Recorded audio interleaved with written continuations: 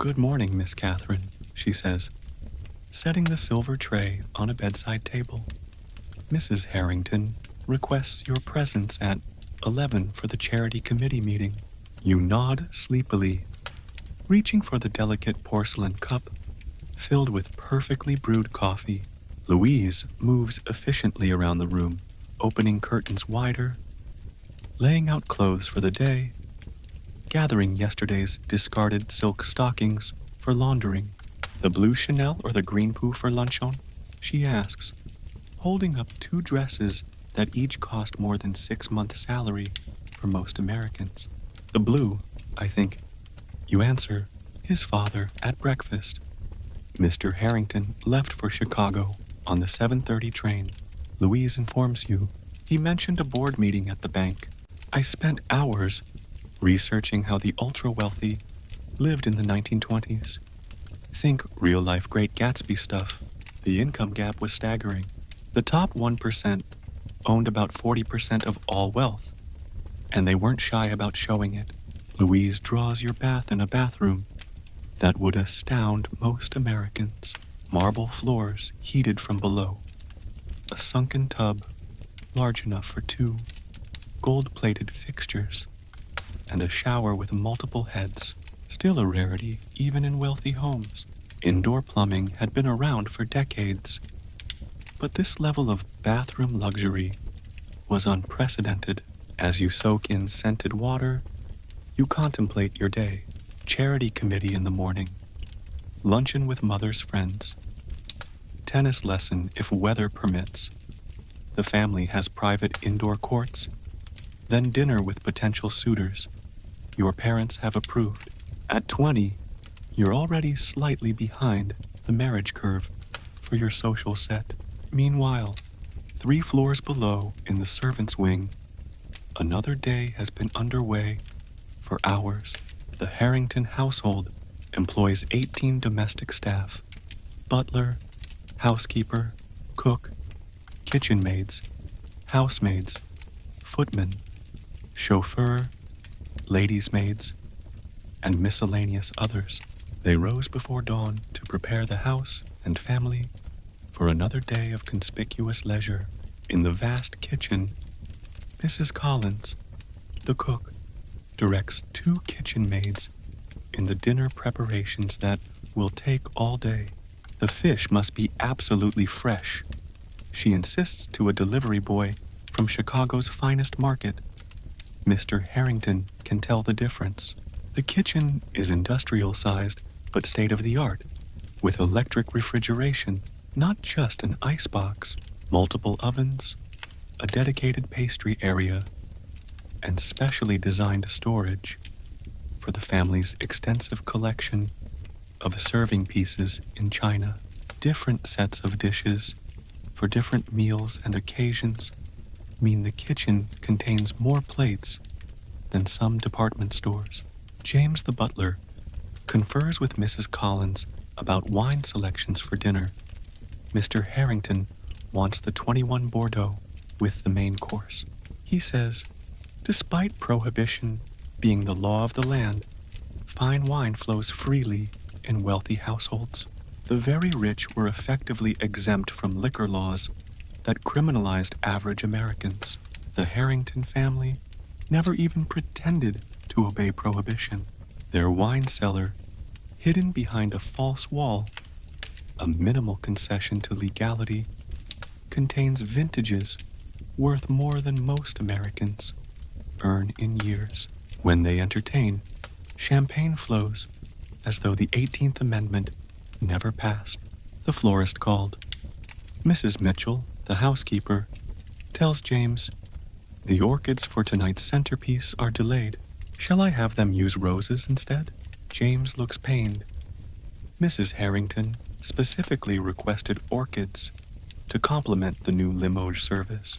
This level of detail in household management wasn't unusual for America's upper class. Every aspect of domestic life was curated from fresh flowers daily to perfectly pressed linens to seasonally rotated art and furnishings.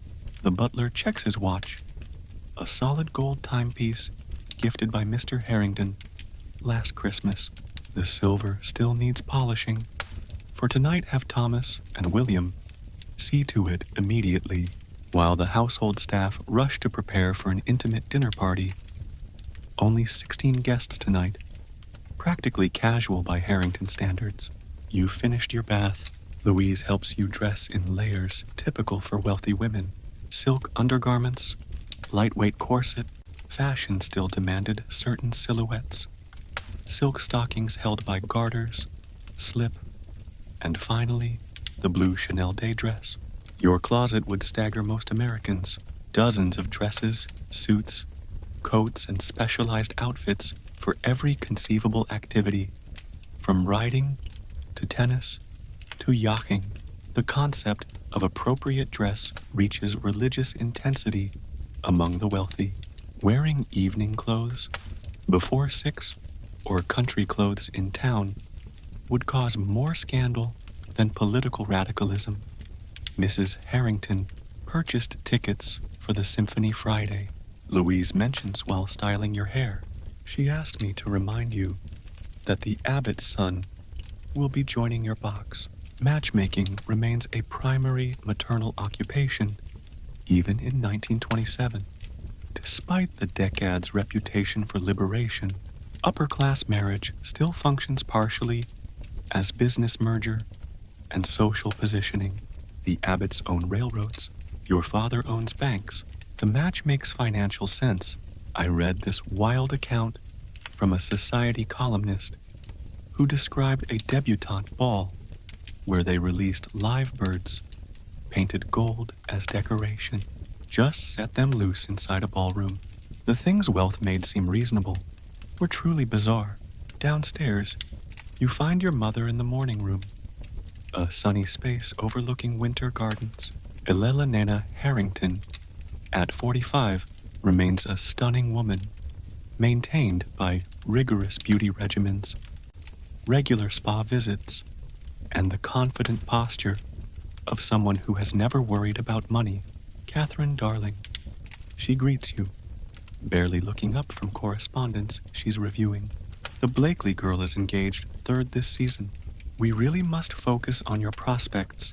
Your mother writes, with a gold fountain pen on personalized stationery. Her morning activity includes answering invitations, directing household matters, and managing her extensive social obligations. Though she doesn't work in any traditional sense, her role maintaining family status through social connections is taken extremely seriously. The charity committee meets at 11 Hasnan. She continues, we're finalizing plans for the Children's Hospital benefit. I've committed us to purchasing 2 tables at $500 each. The irony of spending lavishly on charity events wasn't lost on everyone. One socialite supposedly said, we spent $15,000 on a party to raise $10,000 for the poor, but the party was so lovely. A housemaid appears silently with fresh coffee. Your mother continues reviewing her social calendar without acknowledging the servants' presence. This invisibility of staff represents another aspect of wealthy life. Domestic workers exist in a parallel universe, physically present, but socially non-existent and less needed. The Morgans have invited us to Palm Beach next month. Your mother says, I've instructed Louise to begin packing your resort clothes. We'll take the private car on the 20th.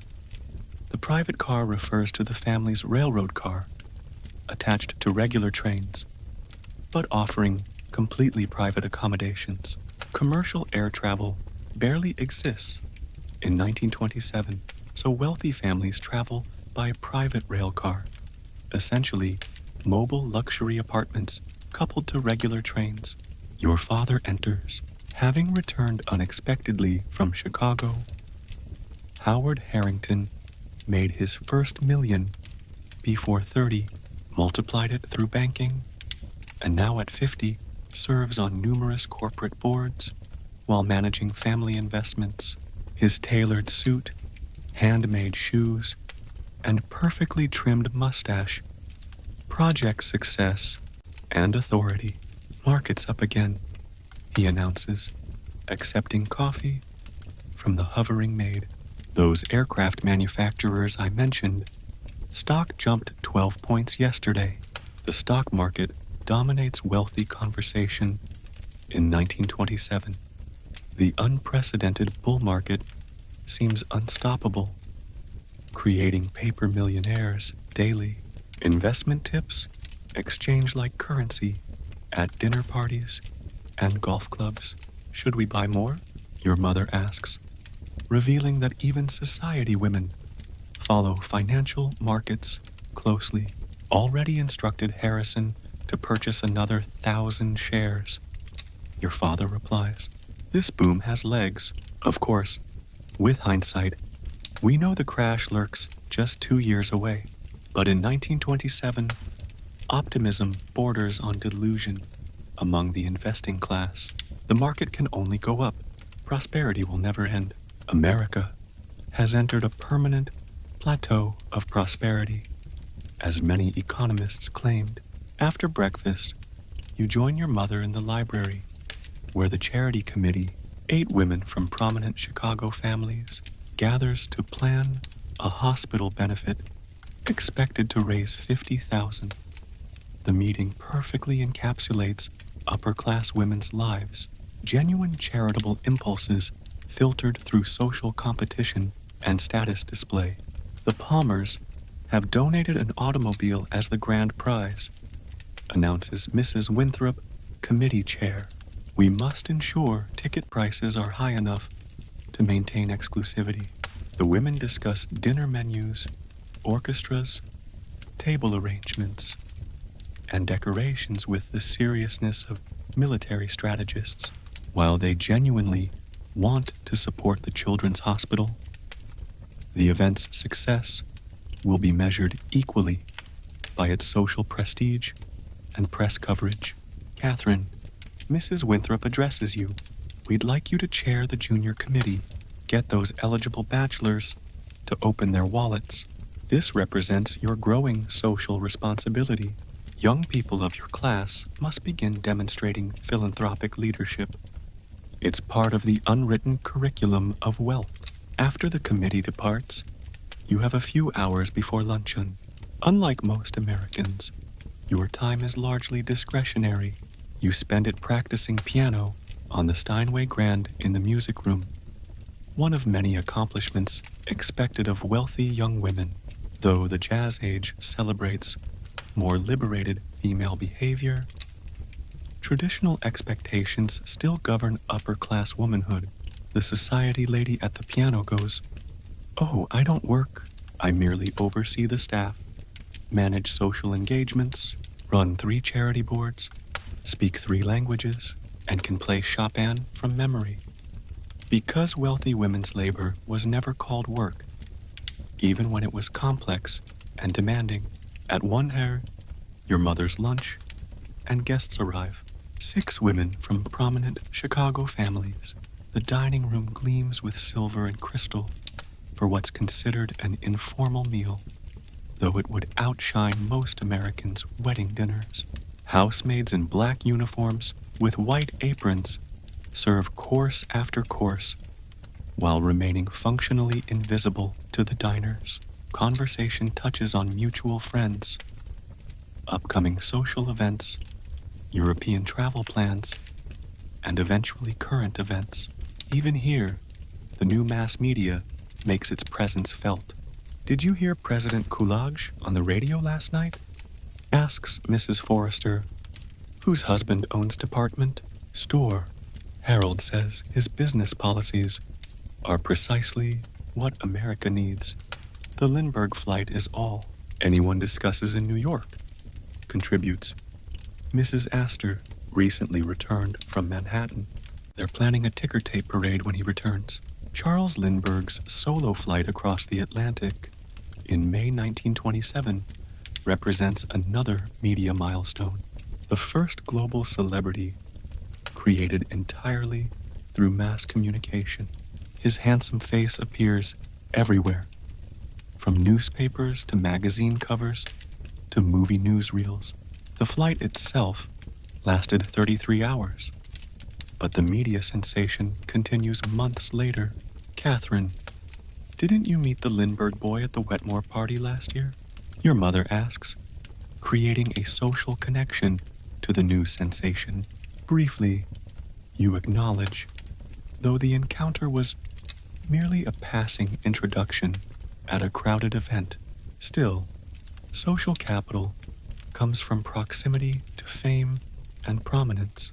After lunch on, you have your tennis lesson in the family's indoor court, followed by a massage from the personal masseuse who visits twice weekly.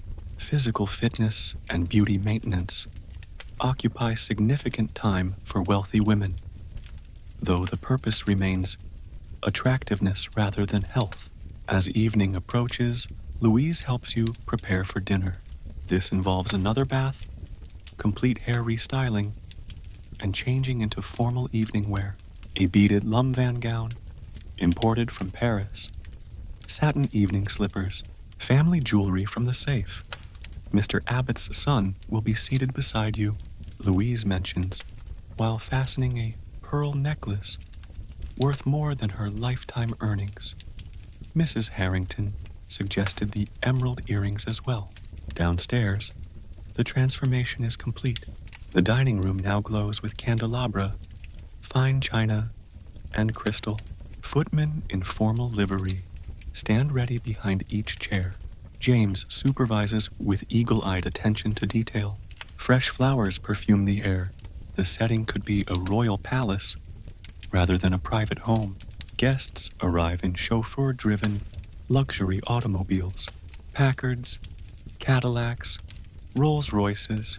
The women drip with jewels. The men wear impeccably tailored evening clothes. Air kisses exchange. Cocktails circulate. Prohibition remains an inconvenience rather than an obstacle, and conversation bubbles with practiced charm. Mr. Aber's son, Robert, does indeed sit beside you at dinner, a Yale graduate with perfect manners and practiced conversation. His family's railroad fortune would combine nicely with your banking background. The matchmaking is obvious, but conducted with sufficient subtlety to maintain dignity. Do you enjoy the symphony, Miss Harrington? He inquires over soup served in antique Sevres porcelain bowls, particularly de beauty. You reply with appropriate cultural knowledge, though I found the Stravinsky piece last season quite stimulating. The dinner conversation floats through safe topics, music, theater, travel, mutual acquaintances. Politics rarely intrudes in mixed company, though most present share conservative Republican views aligned with their financial interests. Labor unrest, immigration concerns, and prohibition enforcement affect their businesses, but not their daily lives. Wine flows freely despite federal law, served from crystal decanters rather than original bottles, a minimal nod to illegality. The meal stretches to 7 courses, each more elaborate than the last, representing days of kitchen preparation for a 3-hour dining experience. After dinner, the men briefly separate for cigars and port, while the women retire to the drawing room. This Victorian custom persists in upper-ass households, despite the decades' more relaxed social standards.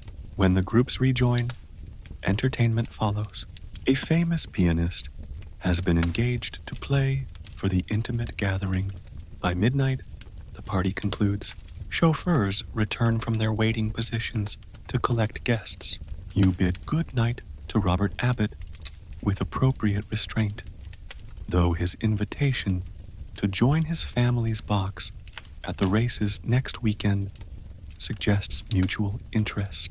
As the last guests depart, the household staff springs into action again.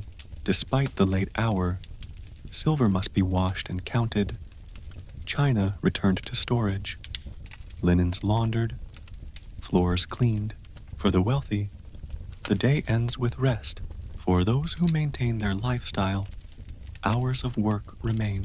In your room, Louise helps you undress, removing jewelry to the safe, hanging the beaded gown, carefully untangling your hair from diamond clips. The day's social performance complete.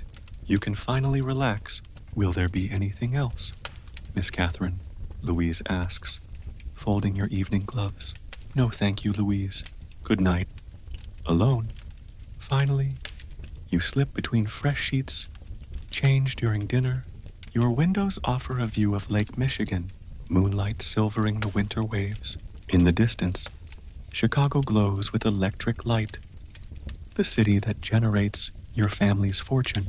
Before sleep claims you, you consider your position privileged beyond most Americans' imagination, insulated from hardship by wealth accumulated across generations, expected to maintain and expand that privilege through strategic marriage and social compliance. The freedom of the jazz age touches even gilded cages, but expectations remain, and as you drift towards sleep in your mansion bedroom, other Americans do the same in tenements, farmhouses, and small town homes. The single nation contains these parallel worlds, connected increasingly by mass media, but separated by wealth disparities that the Roaring Twenties has only widened. Let's hit the road. It's 1928, and America is on the move like never before. While the wealthy enjoy their mansions, and the middle class embraces radio culture, the entire nation is being physically rewired by a transportation revolution that's shrinking distances and expanding horizons. You're waking up in a Pullman sleeping compartment on the 20th Century Limited, the most famous passenger train in America, currently speeding through the night somewhere in Ohio. The gentle rocking of the rail car and the rhythmic clickety-clack of wheels on track seeps into your dreams before your eyes open. Your narrow berth is surprisingly comfortable. The Pullman Company has perfected the art of luxury in minimal space. Heavy green curtains separate you from the aisle, where other passengers sleep in similar compartments. Outside your window, darkness still covers the landscape, occasionally broken by the lights of small towns flashing past at 80 miles. The pocket watch on your small fold-down table shows 5:30 a.m. You're a journalist for Collier's magazine, working on a special feature, America in Motion, How Transportation is Changing the Nation. Your editor has given you an enviable assignment: travel coast to coast using every modern transportation method available in 1928, documenting how mobility is transforming the country. You started in New York yesterday, boarding this famous train at Grand Central Terminal. The 20th Century Limited isn't just transportation, it's a rolling legend. The boarding process alone was theatrical. Red carpets literally rolled out for passengers. The origin of the phrase red carpet treatment, porters in crisp uniforms handling luggage, and the train's gleaming, streamlined exterior, promising speed and luxury. I spent weeks researching the legendary trains of this era.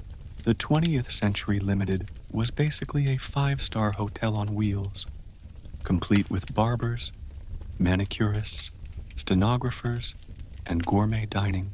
The ultimate status symbol wasn't just getting there, it was how you traveled.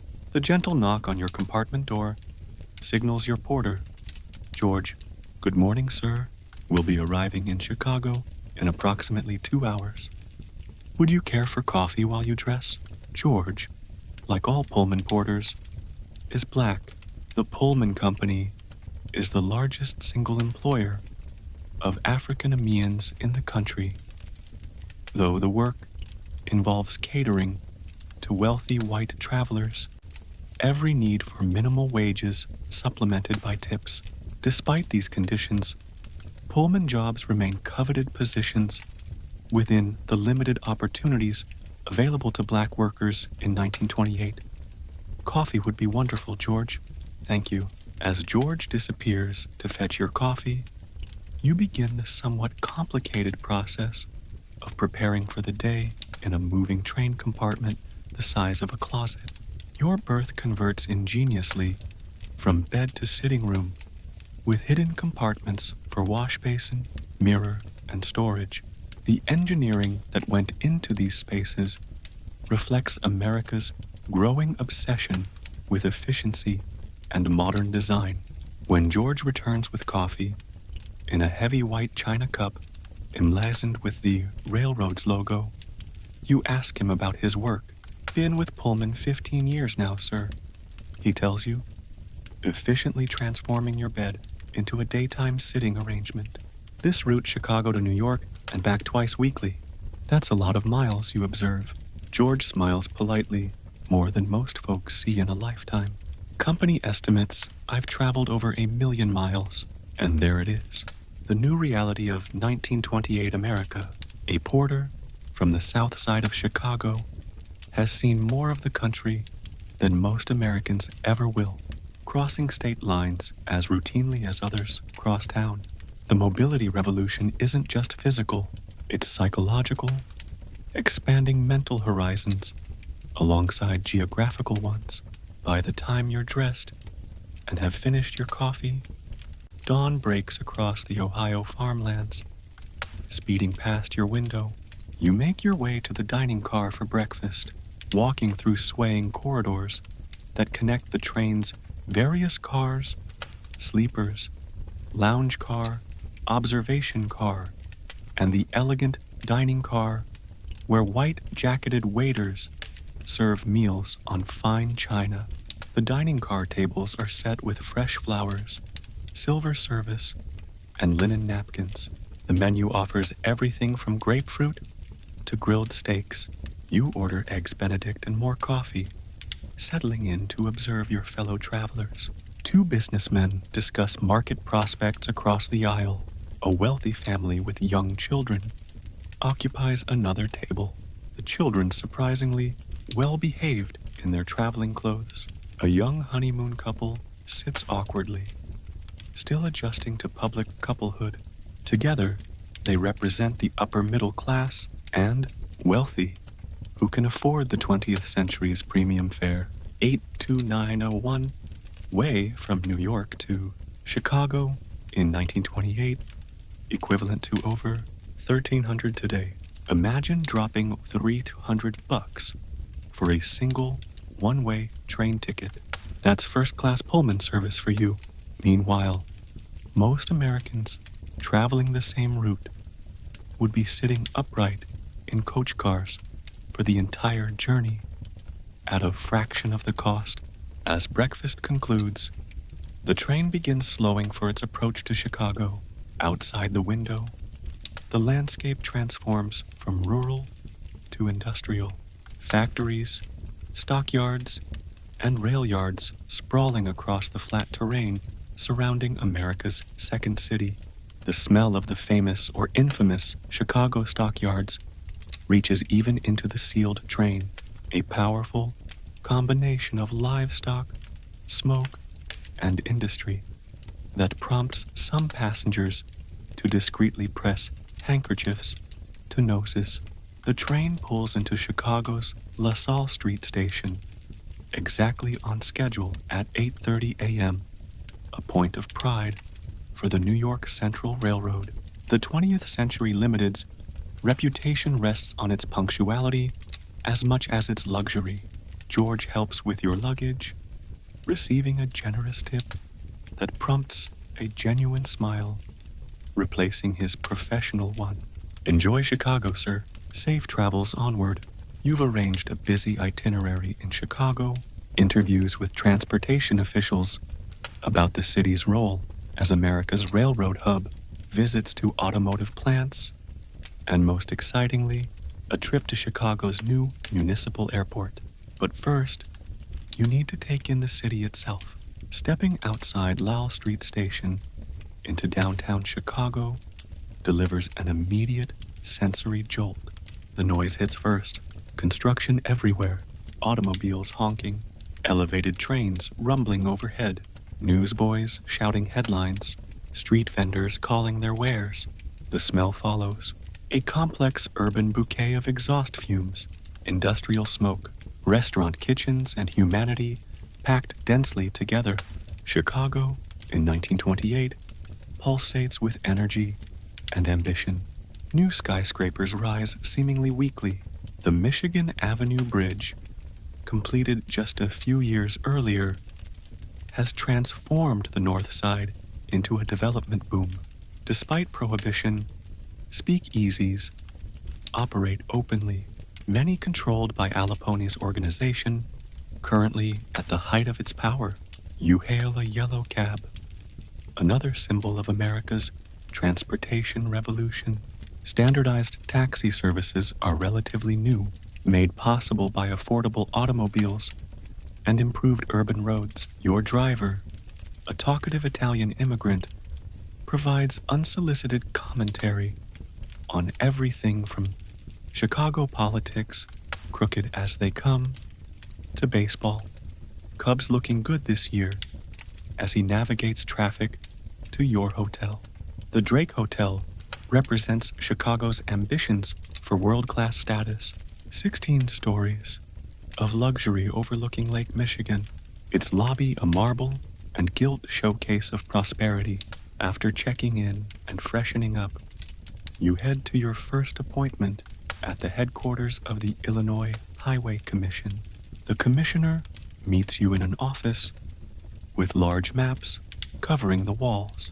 The planned highway network spreading across the state like arteries and veins. 5 years ago, he tells you, tracing routes with his finger, you couldn't drive from Chicago to Springfield without breaking an axle or getting stuck in mud. Now, we've got concrete highways connecting every major city in the state. The numbers he shares astound you. Illinois alone has paved over 5,000 miles of highways in the past decade. Nationwide, the federal government has funded thousands more through matching programs with states. America is literally paving its way into the future. Detroit to Chicago used to be a 3-day drive if weather was good. The commissioner continues. Now it's 6 hours on concrete all the way. This radical compression of time and space changes everything, where people can live, work, shop, and vacation. The psychological map of America is being redrawn around drive times rather than miles. Your next stop proves this point dramatically. Chicago's Municipal Airport, a dusty field on the city's southwest side that hardly matches its grand name. Yet, this primitive facility handles growing passenger traffic between Chicago, Detroit, Cleveland, and other Midwestern cities. The airport manager laughs when you ask about passenger amenities. Amenities.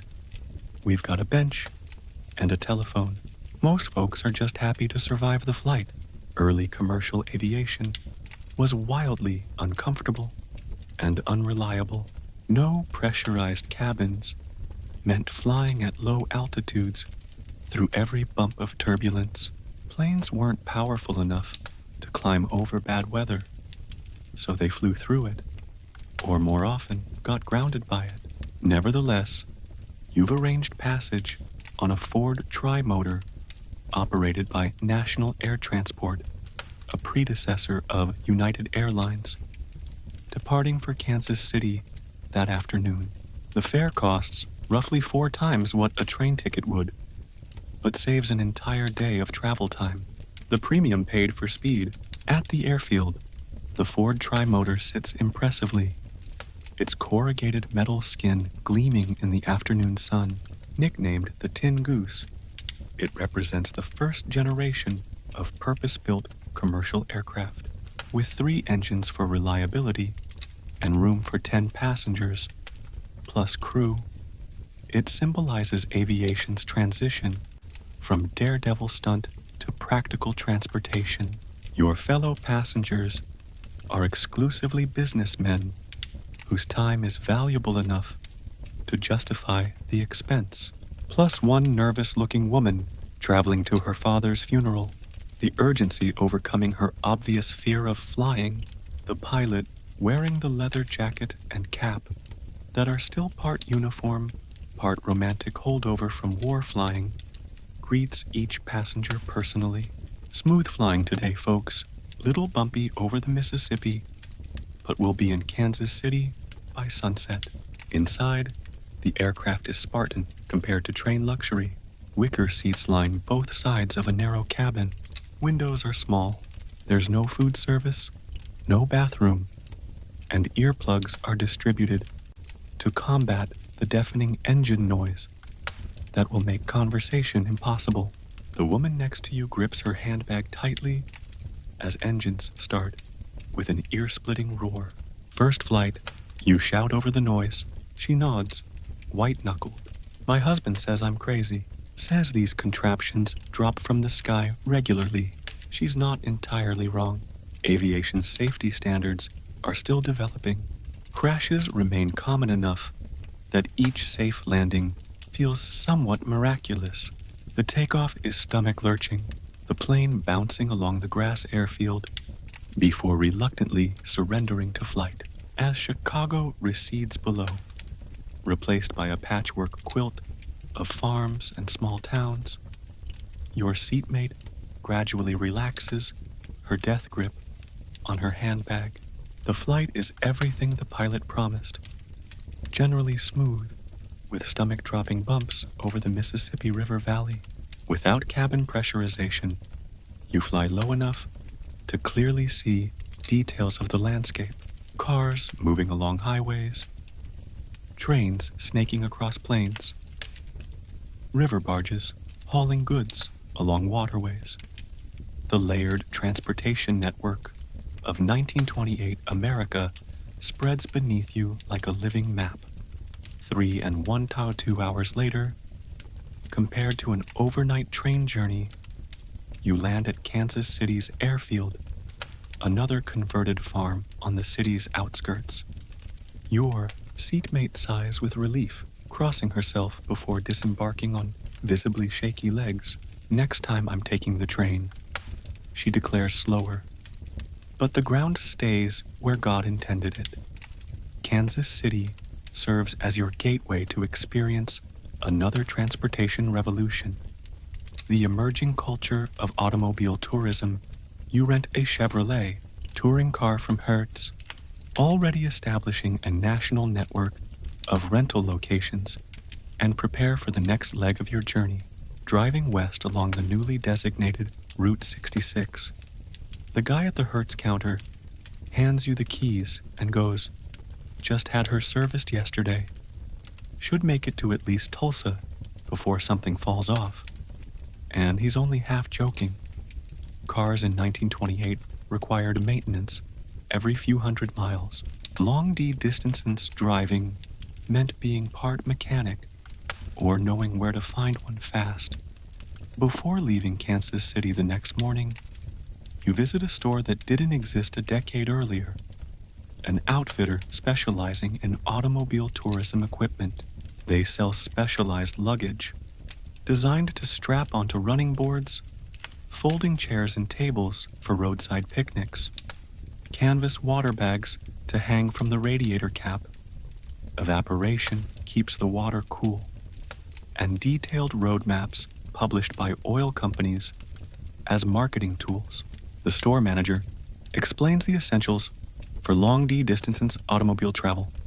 Spare tubes and patch kits, obviously, fan belt, extra oil, compass, flashlight, tow rope, cash, for when you need a farmer to pull you out of mud. This preparation underscores an important reality. Driving across America in 1928 still requires planning akin to wilderness expedition. Gas stations exist primarily in towns. Rural breakdowns might mean hours or days waiting for parts. Many roads remain unpaved, despite recent infrastructure improvements. Nevertheless, you set out westward the next morning, joining a growing tribe of automobile tourists discovering America through windshields. Route 66, only recently designated and still partially unpaved, stretches ahead toward the Pacific, a concrete and gravel artery pumping travelers through America's heartland. The first day's drive from Kansas City takes you through western Missouri and into Oklahoma. The landscape unfolds at automobile pace, faster than horse travel, but slow enough to absorb details that blur from train windows and disappear entirely from airplanes. Something new catches your eye every few miles. Roadside stands selling produce directly from farms, hand-painted signs advertising tourist cabins, forerunners of motel, and perhaps most significantly, filling stations evolving from simple pumps into service complexes with restaurants and souvenir shops attached. Near Claremore, Oklahoma, you stop at one such establishment, Red's Filling Station and Cafe, where an entrepreneurial owner has combined gas pumps, a repair garage, a small lunch counter, and tourist cabins into a roadside empire.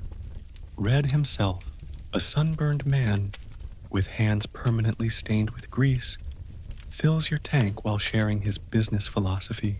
Used to just pump gas, then realized folks driving through need food, then realized they need sleep. Pretty soon I'll add a swimming pool and call it a resort. He's joking, but his business evolution traces the rapid development of roadside America, an entirely new commercial landscape growing along highways to serve automotive travelers. Companies like Howard Johnson's are already standardizing this roadside experience, offering consistent food and lodging that will eventually replace local establishments like Red's. Inside the cafe, you enjoy a surprisingly good chicken dinner while interviewing fellow road travelers, a family relocating from Arkansas to California, a traveling salesman whose territory covers 4 states, a young couple on honeymoon. Each represents a different aspect of America's new mobility. Used to take 3 weeks to move household goods by train, explains the relocating father. Now we've got everything we own in the car and trailer, and we'll be in California in 8 days if the roads stay good. The traveling salesman interjects. 5 years ago, I could only cover my territory every 2 months by train. Now, I hit every customer monthly by car. Changed everything about my business. That night, you experience another automotive age innovation. The tourist cabin, 450s. Red provides a simple, one-room structure with bed, chair, and washstand. It's basic, but clean, and represents an important transition in American travel accommodation, the gap between formal hotels and informal camping that will eventually evolve into the motel industry. Morning brings continuation of your westward journey through Oklahoma's dusty landscape. The roads deteriorate as you move further from major cities, with sections of Route 66 still under construction. Detours send you along unmarked country roads, where wrong turns add hours to your journey. By late afternoon, you're lost somewhere in western Oklahoma, low on gas with storm clouds threatening on the horizon. The romance of road travel suddenly reveals its flip side: vulnerability to elements, mechanical failure, and simple disorientation. Just as anxiety peaks, you crest a hill and spot a welcome sight. A small gas station with a single pump stands at a rural crossroads. The elderly attendant not only refills your tank, but provides detailed directions back to Route 66, along with weather wisdom. Storms coming sure as sunrise. he warns. Best find proper shelter before dark. Reynolds has a hotel 15 miles west. You thank him and press onward, racing darkening skies. This experience, the mix of freedom and vulnerability, the reliance on strangers' kindness, the constant adjustment to changing conditions, defines early automotive tourism. Unlike train travel's predictability or air travel speed, car journeys maintain intimate contact with landscape and community while introducing new uncertainties. As predicted, Reynolds proves to have a small hotel catering to automobile travelers. You secure a room just as rain begins hammering the town. From your window, you watch other travelers arrive in weather-beaten cars, seeking the same shelter from the prairie storm that now rattles windows and floods unpaved streets. The hotel lobby becomes an impromptu community as travelers share road conditions, mechanical tips, and destination recommendations. This information exchange represents another aspect of America's transportation revolution, the creation of shared knowledge networks among mobile citizens. Before published guides like Duncan Hines or AAA, travelers relied on this oral tradition of recommendations and warnings, or roads washed out south of Amarillo, warns a salesman who's just come eastward. Take the northern route, unless you've got chains and boards. Avoid the hotel in Tucumari, advises another bedbugs the size of quarters. Through these conversations, a map of America forms that no official atlas shows. Subjective, constantly updated, focused on traveler needs, rather than geographical accuracy. As the storm rages outside, you record observations in your notebook, already planning the magazine article, taking shape in your mind. The transportation revolution isn't just about vehicles or infrastructure. It's about how Americans are reconceiving their relationship with distance, community, and possibility. Tomorrow, you'll continue westward, eventually reaching California, where the final leg of your journey awaits, a coastal steamship back to New York via the Panama Canal.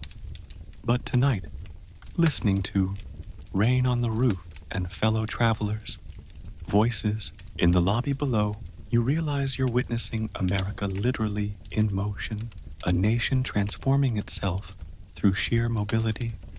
It's October 1929. The Roaring Twenties are about to come to a screeching halt, though most Americans don't know it yet. Let's check in with the people we've met throughout our journey, because their stories, like the decade itself, are headed for an unexpected final chapter. In New York, the tenement apartment on the Lower East Side feels different now.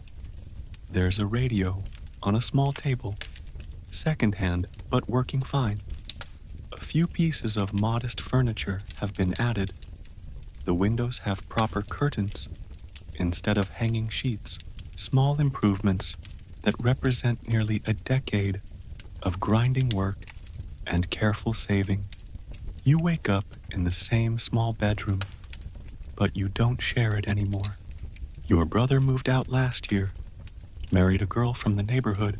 They live 3 blocks away in a slightly better building. The bed still sags in the middle, but the sheets are newer, the blanket thicker. Winter's coming, and this year the drafts from the window seem less vicious. Your father is already gone, still working the night shift at the docks, despite advancing age and worsening cough. Your mother moves around the kitchen, preparing breakfast, much as she did years ago. Though her hair has more gray now, her movements a little slower. Mr. Goldstein says they're hiring at the garment factory again. She mentions placing a bowl of oatmeal before you. Maybe Joseph can get his old job back. Joseph is your brother, laid off 3 weeks ago from the auto parts warehouse, where he'd found better paying work after leaving the garment factory. It wasn't just him. Dozens of workers let go with vague explanations about inventory adjustment and temporary market conditions. Nobody's panicking yet. Layoffs happen, but there are whispers in the neighborhood, rumors of trouble at banks, businesses quietly cutting back. Nothing dramatic, just a slow tightening, like the air gradually leaking from a balloon. Your mother glances at the newspaper on the table, frowning at headlines, shouting about another day of heavy selling on Wall Street. Stock market news never concerned her before. The financial dealings of the wealthy existed in another universe from tenement life. But lately, those distant economic forces seem to be casting shadows even here. Mrs. Reichi's boy got sent home from the construction site yesterday, she says, worry creasing her brow. Whole project stopped. Something about financing. Your father studied this stuff in his night school business class. He brought home terms like margin buying and speculation that sounded like a foreign language to the rest of you. Playing with matches next to dynamite, he called it. Shaking his head at newspaper stories of ordinary people pouring savings into stocks. In this neighborhood, nobody had money for stock speculation, but everyone has jobs connected to people who do. The garment factories make clothes for the wealthy. The construction sites build their offices. The warehouses store their goods. The invisible threads of economic connection run everywhere, even if most people don't see them yet. Let's travel west to Iowa, where the Miller family farm looks considerably different than when we last visited. The old barn has a new addition, built with prosperity from several good harvests. The farmhouse sports a fresh coat of white paint. Most noticeably, the Model T Ford has been replaced by a newer Chevrolet sedan, parked proudly beside a Fordson tractor that has revolutionized the farm's productivity. John Miller, the son we met earlier, is 25 now, and effectively running the farm as his father gradually steps back this morning, finds him at the kitchen table with his own young wife, their newborn daughter, sleeping in a handmade cradle nearby. Holcomb's foreclosing on the Petersonen place, John tells his wife, concern evident in his voice. Bank called in their loan, third farm this month. The prosperity that transformed the Miller farm hasn't reached everyone equally. Farm prices have been declining since 1926, though the drop initially seemed temporary. Farmers who borrowed heavily to expand during good years now face impossible math. Loan payments calculated on $2 wheat when the market price has fallen below $1. John's father enters, moving stiffly from arthritis, but still strong.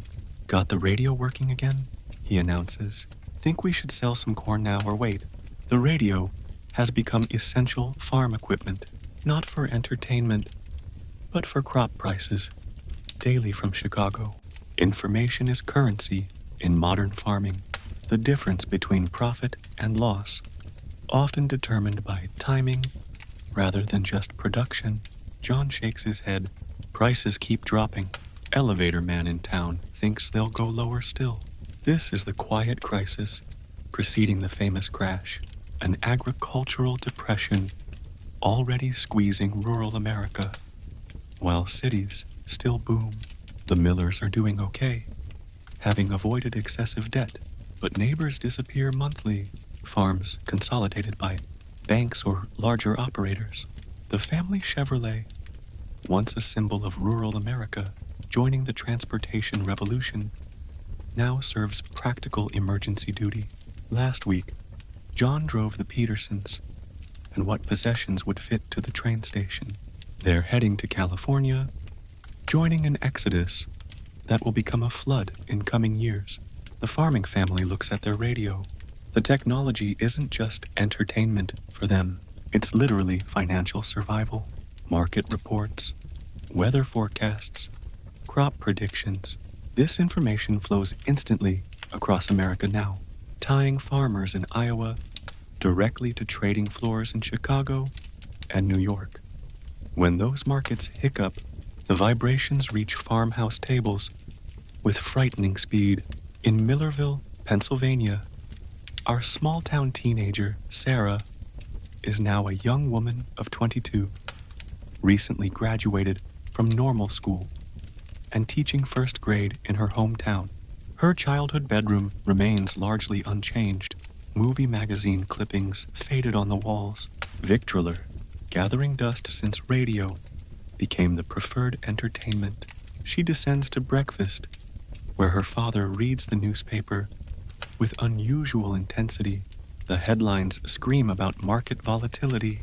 The Dow Jones, down nearly 40 points yesterday, nearly 10% of its value, followed by partial recovery. What does it mean? Sarah asks, pouring coffee. Her father manages the hardware store, but like many middle-class Americans, in the late 1920s, he's begun dabbling in stocks. Nothing major, a few hundred of carefully saved money invested on tips from customers and radio financial programs. Probably nothing, he answers, but his tone lacks conviction. Market goes up and down, always has, but the worry lines on his forehead tell a different story. The radio financial experts, whose advice he trusted, have been increasingly contradictory lately. Some urge buying this temporary dip. Others suggest caution. Yesterday, a prominent banker on the Collier's Hour radio program counseled listeners to avoid panic while carefully avoiding specific predictions. After breakfast, Sarah walks to the school where she teaches. Main Street looks prosperous. Shop fronts freshly painted. New automobiles angle parked along the curb. Window displays showcasing the latest fashions from Philadelphia and New York. Nothing visible suggests impending crisis, yet subtle signs appear if you know where to look. The furniture store window that promoted easy credit terms last month now advertises special cash discount. The jewelry store has quietly reduced inventory. The movie theater has dropped prices for matinees. Small adjustments, nothing dramatic. At school, Sarah overhears two other teachers discussing their husbands' investments. Frank's broker says to buy more while prices are down. One says confidently, it's just the big financial interests trying to scare small investors out of the market. The other nods uncertainly. That's what Harry thought too. But his cousin in New York says something's really wrong this time. These conversations repeat across America. That October, uncertainty masked with bravado, financial experts contradicting each other, ordinary Americans trying to decipher complex market movements with limited information, the interconnected media landscape that spread jazz, movies, and radio cows now transmits financial anxiety with equal efficiency. Meanwhile, in Lake Forest, Illinois, the Harrington Mansion appears unchanged in its manicured perfection. Inside, however, the atmosphere has shifted subtly. Howard Harrington, banking magnate and family patriarch, hasn't left his wood-paneled study for 2 days. Telephone constantly at his ear. Financial newspapers scattered across his desk.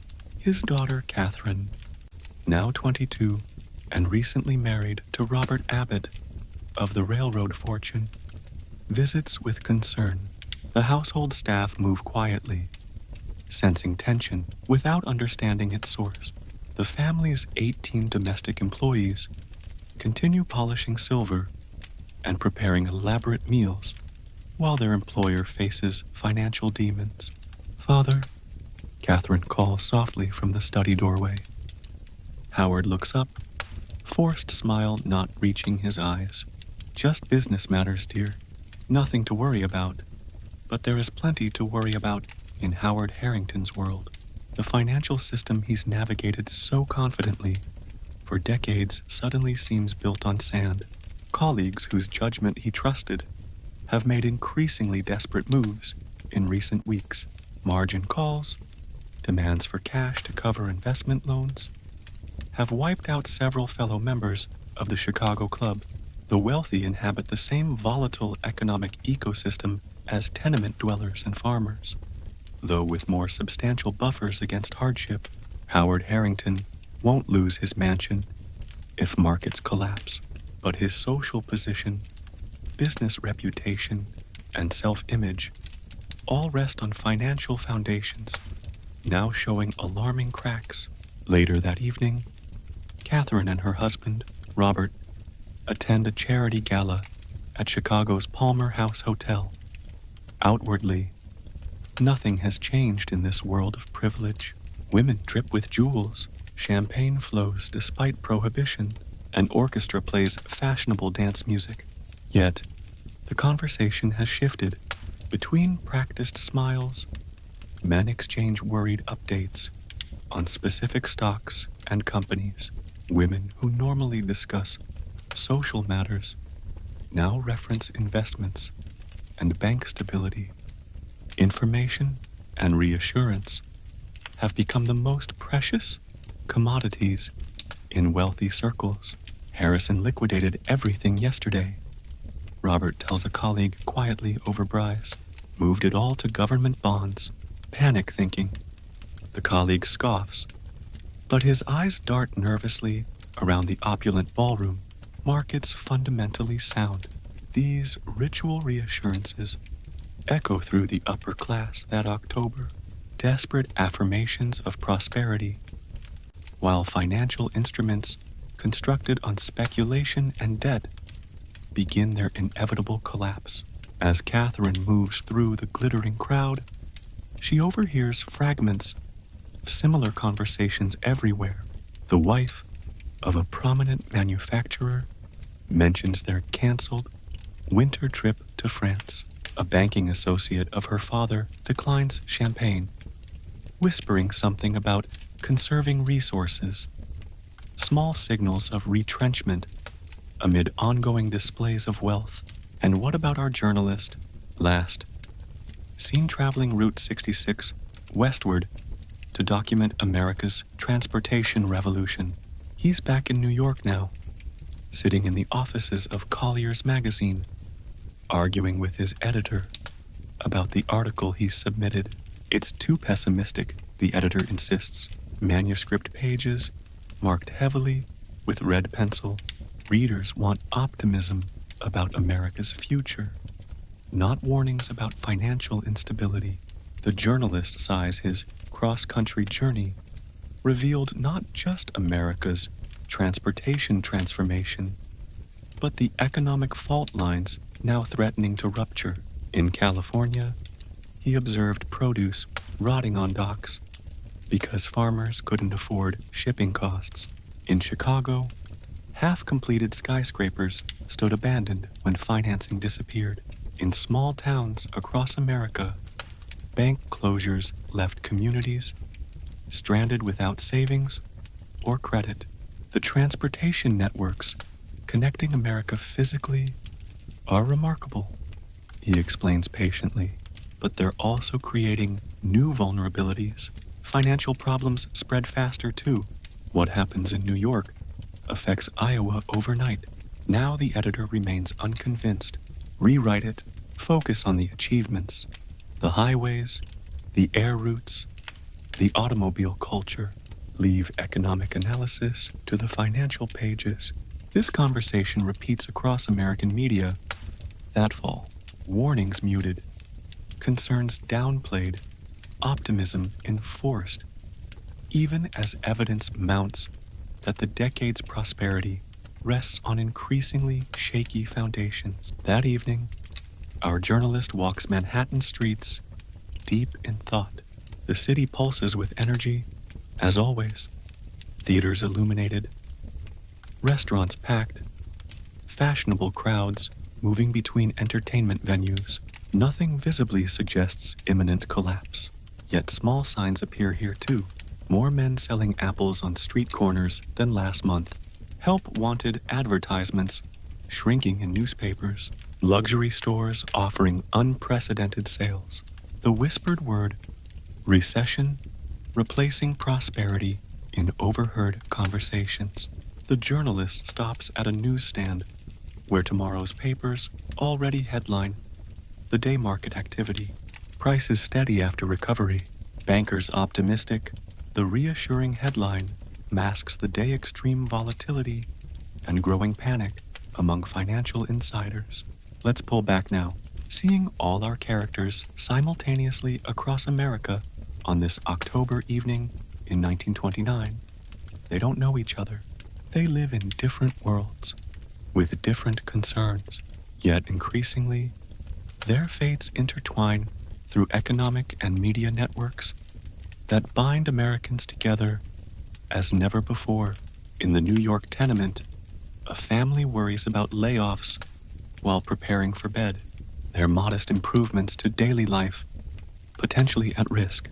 On the Iowa farm, a young farmer calculates and recalculates numbers that refuse to balance, wondering how long they can hold out if prices continue falling. In small-town Pennsylvania, a school teacher helps her father track his modest investments by radio reports, both trying to decipher contradictory expert advice. In a Chicago mansion, a banker stares sleeplessly at financial papers, calculating potential losses that would have seemed impossible months earlier. And in a Manhattan apartment, a journalist rewrites his article to satisfy editorial demands for optimism, even as his observations suggest caution. None of them know exactly what's coming. Even financial experts don't predict the full magnitude of the crash that will begin in October 24th, 1929, just days away, or the Great Depression that will follow. But they sense shifts and adjustments, the subtle tightening of economic conditions that precedes visible crisis. What makes this historical moment poignant isn't just impending financial disaster, but how the decade's transformations create both new connections and new vulnerabilities. The same technologies bringing Americans together: automobiles, radio, mass media, modern banking, will also transmit economic disaster with unprecedented speed and scope. The 1920s fundamentally rewired America, physically through transportation networks, culturally through mass media, economically through consumer credit and financial speculation, socially through changing norms and expectations. This rewiring created the modern nation, recognizable in its broad outlines despite nearly a century of subsequent change.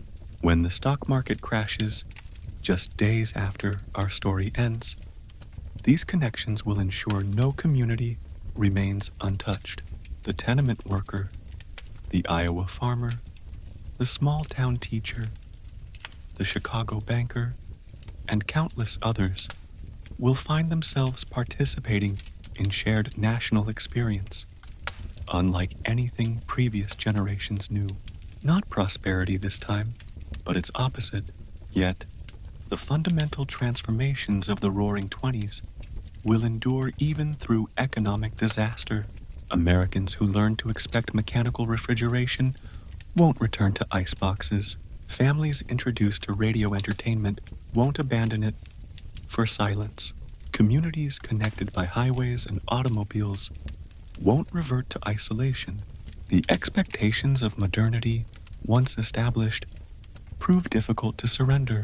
So, as you drift towards sleep in your comfortable bed, consider how those Americans of 1929 shaped the world you inhabit. Their automobiles evolved into your fuel-injected computer-controlled vehicles. Their crackling radios became your streaming services. Their tenuous airplane routes grew into the global aviation network. Their department stores transformed into today's online retailers. The technologies change, but the human desires remain consistent for connection, for convenience, for entertainment, for mobility, for better lives than previous generations knew. The Roaring Twenties accelerated and democratized these possibilities, making previously elite experiences accessible to millions. As sleep approaches, perhaps reflect on how your own daily life would astonish those Americans of 1929, even as their experiences laid foundations for the world you take for granted. The threads connecting past to present remain unbroken, though sometimes invisible, weaving through time to create the social fabric we all inhabit together.